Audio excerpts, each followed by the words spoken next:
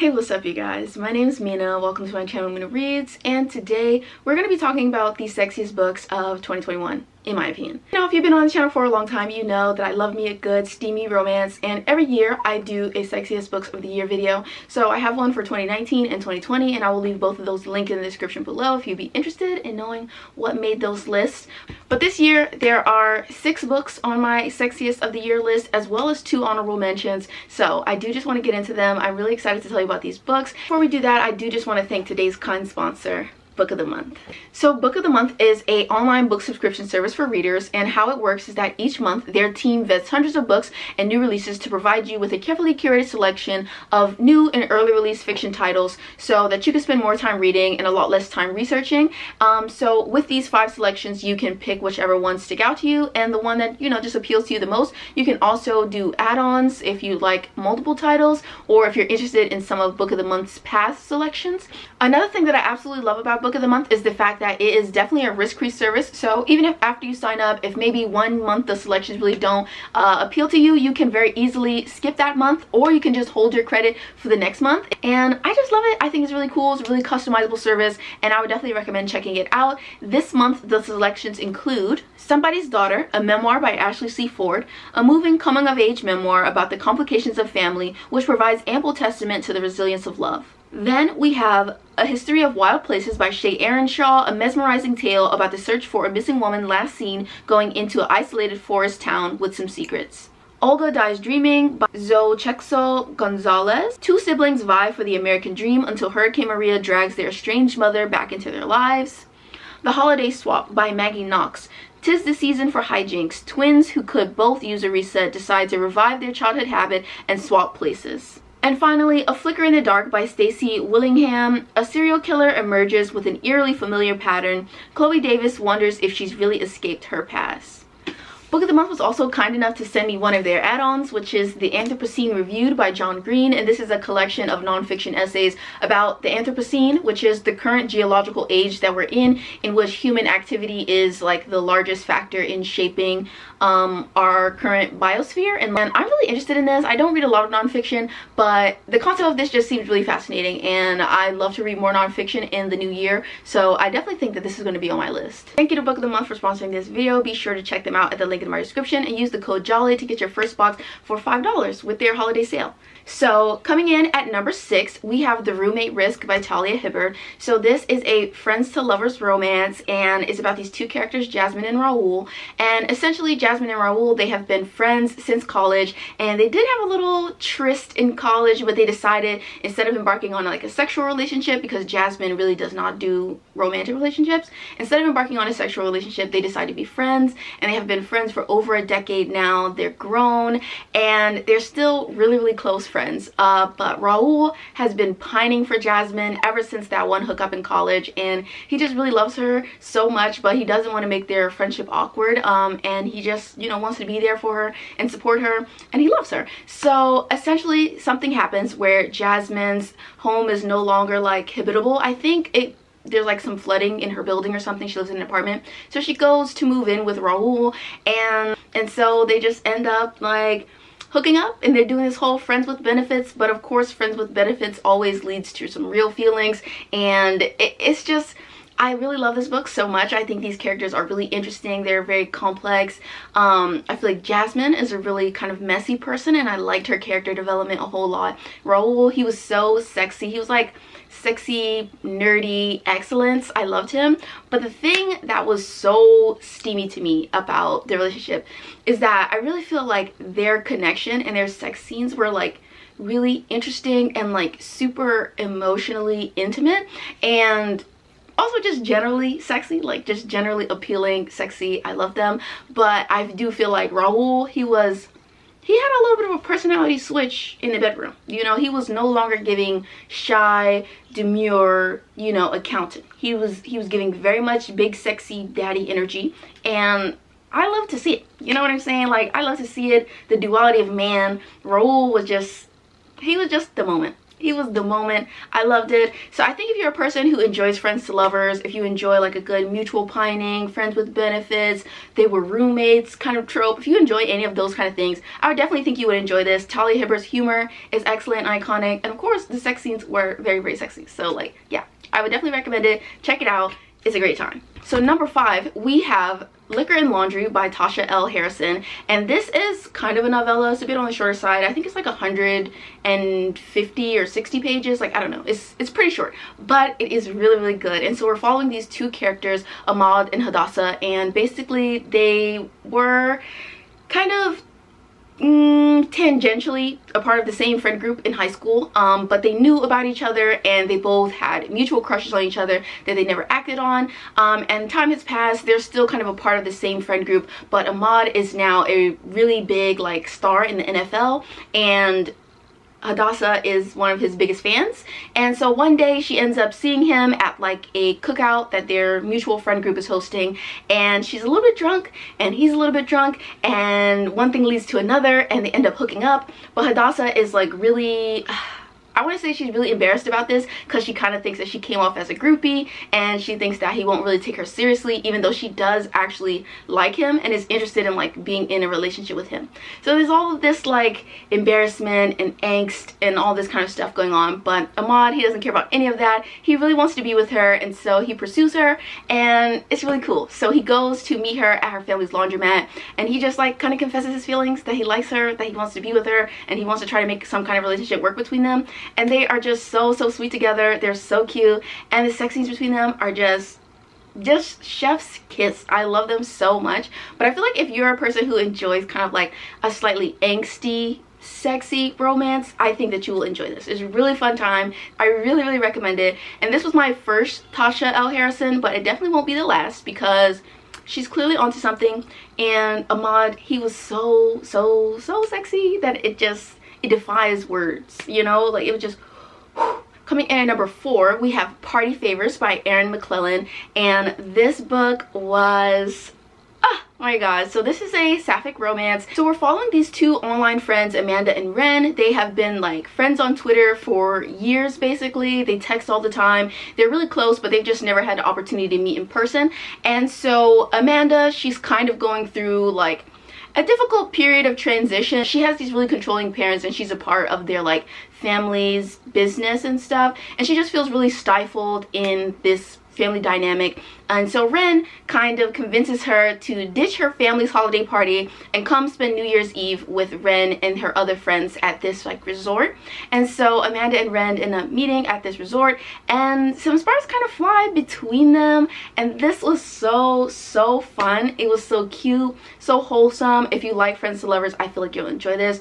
So it was really cute, it was really fun, it was really wholesome obviously, but it was also really steamy. And this is important to me because I feel like there are not that many sapphic romances that I have read, in my personal experience, where it strikes that balance between being like really fun and engaging in terms of the characters and the romance, as well as delivering like sexy steamy goodness. And this did that, and I just want to say that this book has some usage of toys and other intimate implements, as well as some public play, and it was just very iconic.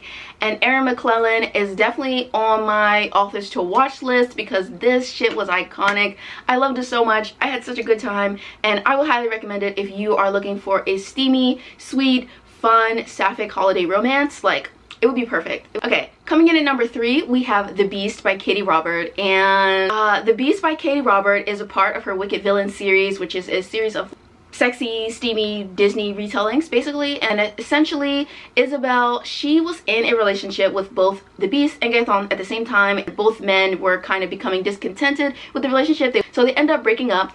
And at the start of the story, we find Belle's family in a difficult position. This series, it reimagines the Disney characters as like mafia leaders kind of in this city called Carver City. And so basically Isabel's family controls a slice of territory in Carver City, and their territory is kind of under attack. And so she needs Beast and Gaetan to come back and help protect her family and their territory, because they were like the enforcers in the territory, basically. So she needs to convince them to come back to her and to come back to the family and help them out with everything that's going on.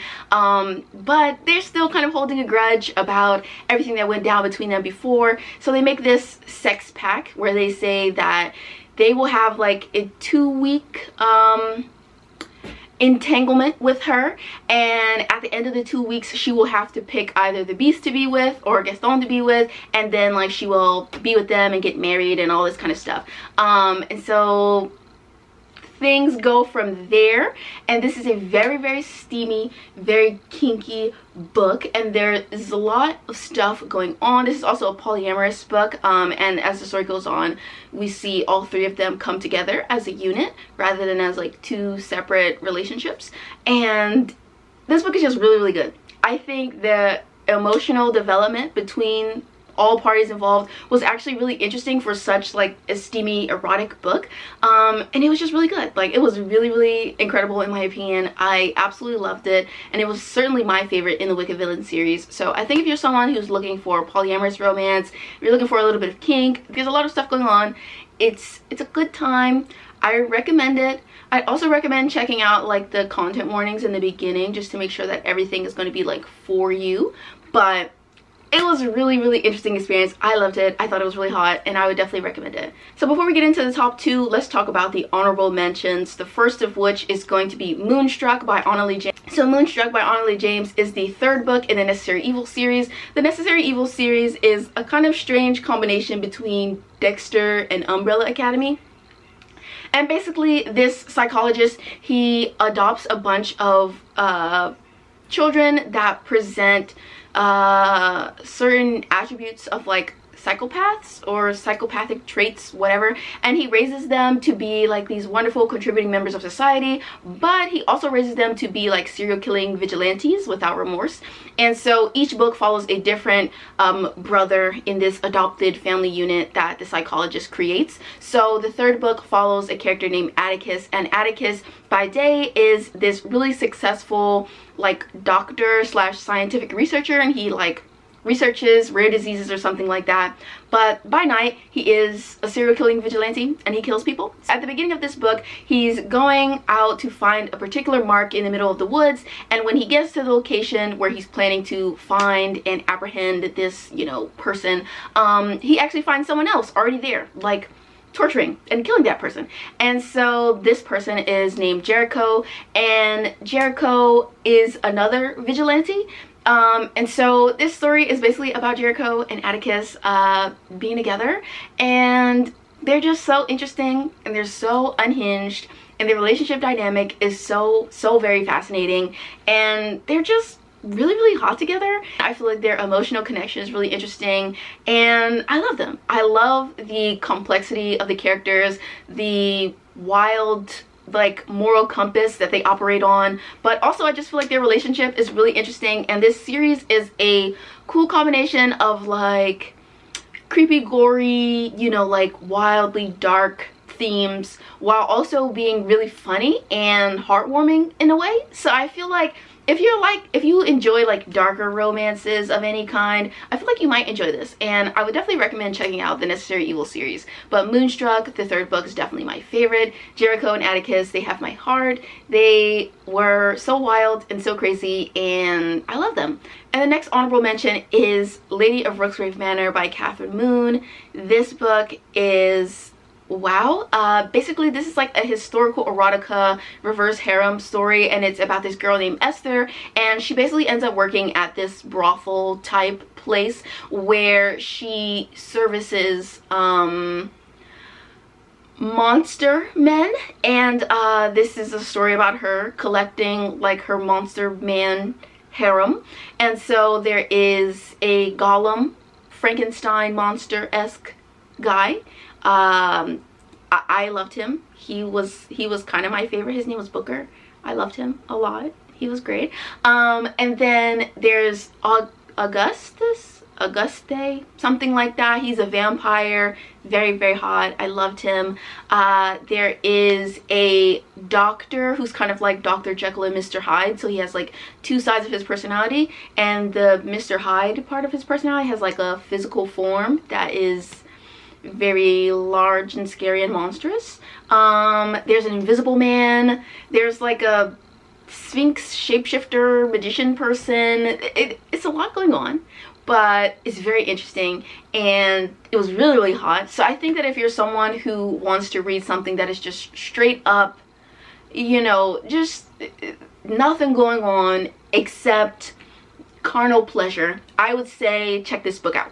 Alright, so now let's get into the top 2 sexiest books of the year for me personally. So coming in at number 2, we're going to have to talk about Lola and the Millionaires, which is also by Catherine Moon, so like her power for having 2 separate books on this list. But Catherine Moon is simply that girl, one of my new favorite authors that I've discovered this year.